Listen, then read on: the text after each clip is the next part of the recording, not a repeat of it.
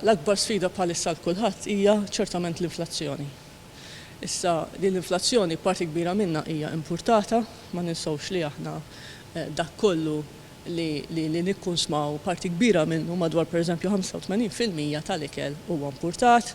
Dawn huma l-kummenti li tatna l-President tal-Malta Chamber Marisa Xwiereb fejn f'kummenti lil Net News spjegat li minn barra l-inflazzjoni hemm sfidi oħra li bħalissa jaffaċċjaw in-negozji li operaw f'pajjiżna.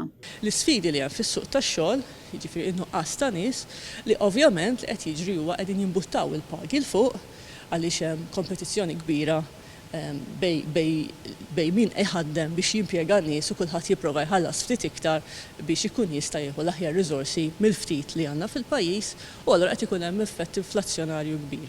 Marisa Xwiereb qalet li dan huwa tankwiet għan-negozji u li qed jissarra fi prezzijiet ogħla fis-suq imma dħul inqas għan-negozji. Apparti minn hekk fl-istess intervista, il-President tal-Malta Chamber spjegat ukoll ix-xejriet differenti li qed jiżviluppaw fid-dinja tan-negozju.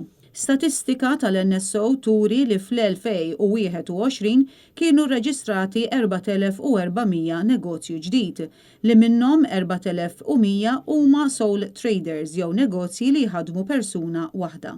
Jidher li ħafna minnhom dawn huma nies li kienu impjegati u jkunu forsi b'riżultat tal-esperjenza anki matul iż-żmien tal-COVID li wieħed esperjenza daqsxejn iktar flessibilità u libertà f'dak li hu impjieg, ikunu għażlu li ma jibqgħux impjegati u jsiru self-employed. Il-President taċ-Chamber qalet li ħafna minn dawn il-persuni baqgħu jagħmlu l-istess xogħol u ħafna drabi għall-istess employer.